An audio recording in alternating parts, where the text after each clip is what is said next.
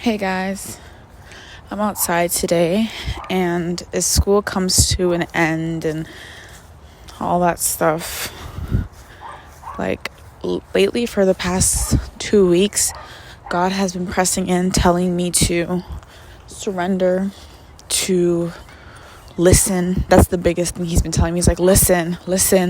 Like during our prayer times, all I do is talk. And so he's just been saying, listen. And when I tell you it's been so hard, you're probably like, how is it hard to listen? It's just like, there's so much I want to say, but I don't even have words for it. There's so much I want to say, but the words aren't there. And I'm at a point in my life where I'm kind of going back to the point in my life last summer where I'm just super confused and I don't really know what to do. I don't know where I'm going. Every road that I took, everything that I took ended up being a dead end. Like, I don't know where I'm going. I don't know what to do next. I don't know where the next opportunity is coming from, where the next job application is coming from, where the next passion or creativity is coming from. So I'm in a place where I'm just kind of like confused. But then I remember that passage, I think it was in Psalm 75 about faith amidst confusion. And it's a prayer, saying, God, though I'm confused, like, help me keep the faith. And oh my gosh, this week and everything has been so hard for me lately. I'm outside right now. It's late and I don't even know why I'm out here. And I'm out here because I'm seeking, and I just want to be hungry again. I want to be on fire again for God. I want to give God all of me. And I don't know what that looks like, so I'm going to come out every day and seek him, no matter how tired I feel, no matter how weak I feel, because in my weakness, his strength is complete. So I'm just out here. I don't know, but this definitely gives me like summer vibes part 2, because I literally remember doing this. My hunger for God last summer was insane. Like I adore that hunger, because I'm telling you, it didn't matter what the weather was. It didn't matter what my life looked like. It didn't matter what my situation was telling me. And I was a new Christian too, so it's crazy how my faith was stronger then than it is now.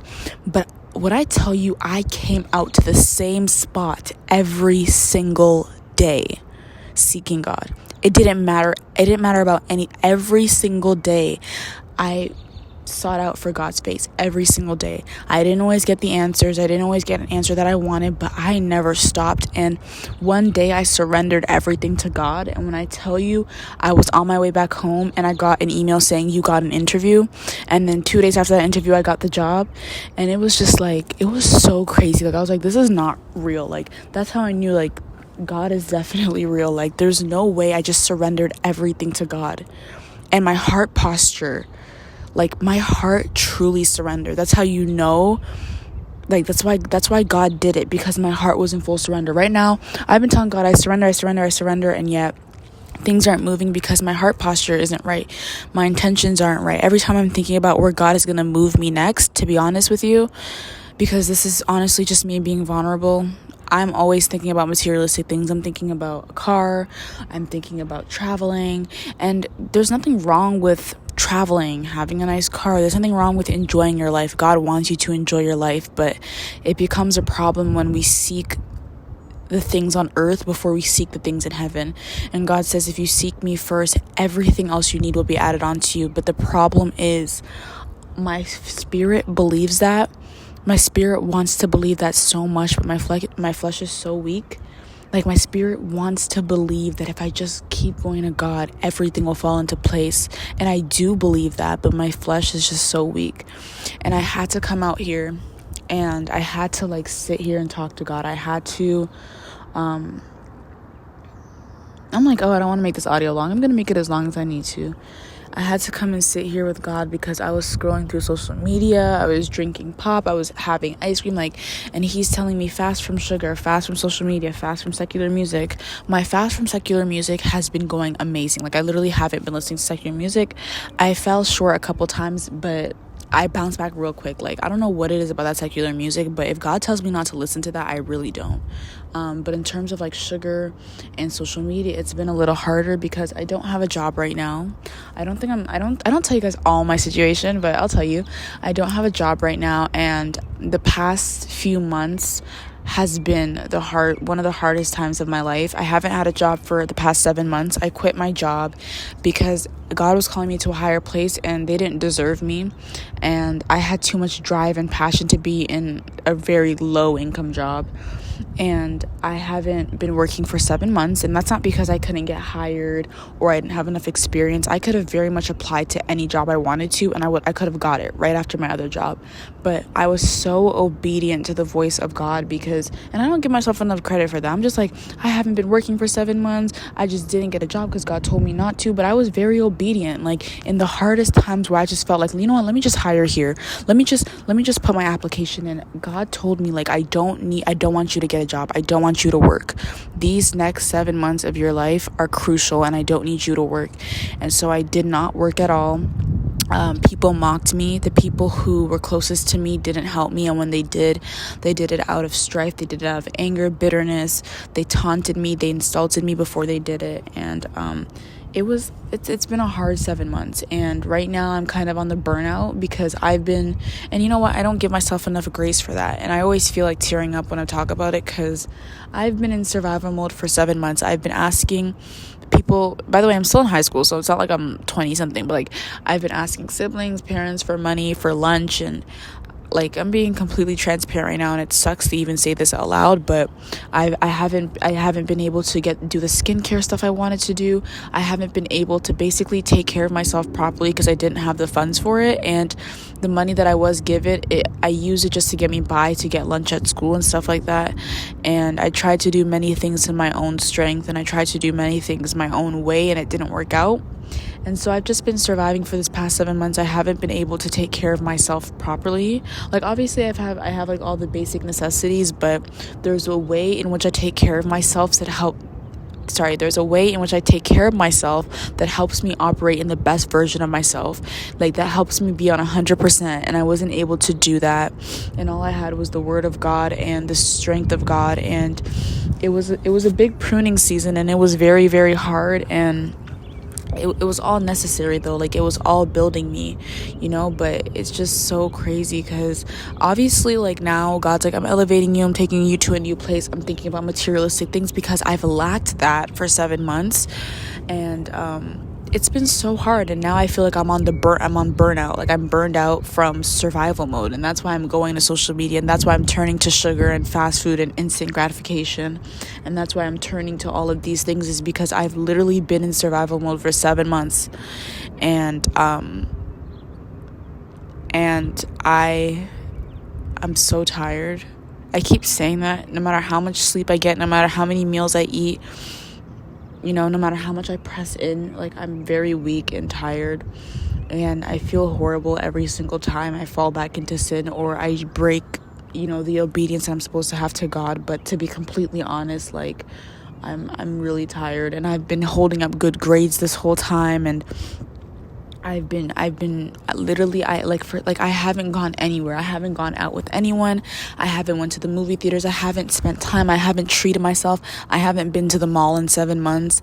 And because of how down I was, not only financially, but just like in a lot of areas of my life, I didn't feel like I deserved to have good things. I didn't feel like I deserved to take care of myself in a proper way. I didn't feel like I deserved to go to the mall or buy a shirt, and I was kind of just waiting until I had this big moment where I have, money or everything that I need, and then I can just go out and buy a bunch of stuff at once. And God taught me recently, but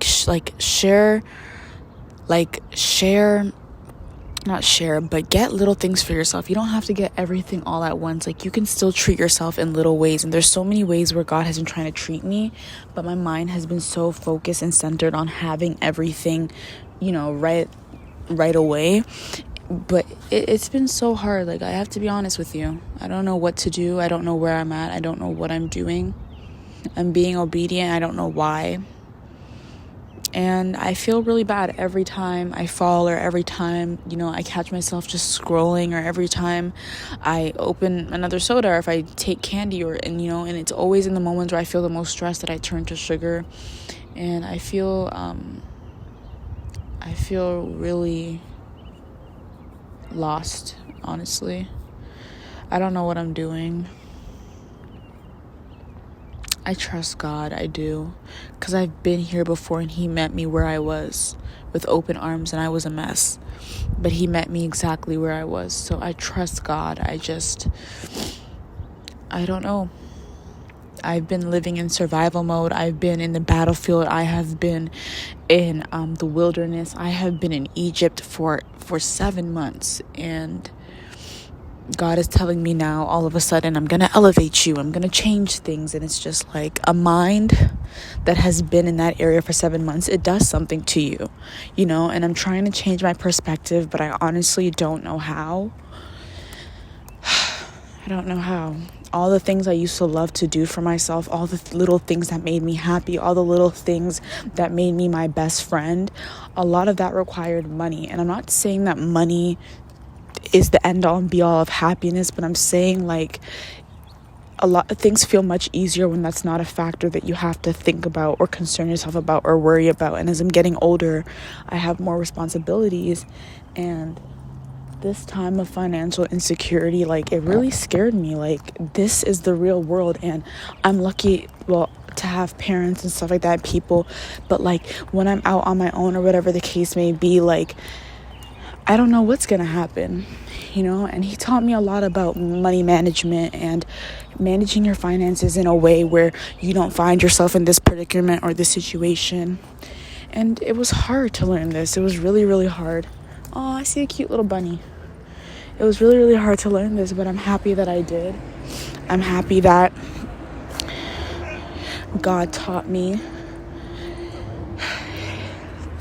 exactly what he needed to teach me. And I'm just trying to be obedient again. I don't know what I'm being obedient to, but I'm just trying to follow the calling, even if it seems confusing at first, because he's never failed me. He's the only one that's met me exactly where I was, never judged, never shamed me, never made me feel like I was worthless. Like, he's the only one, and so I trust him, and you should too.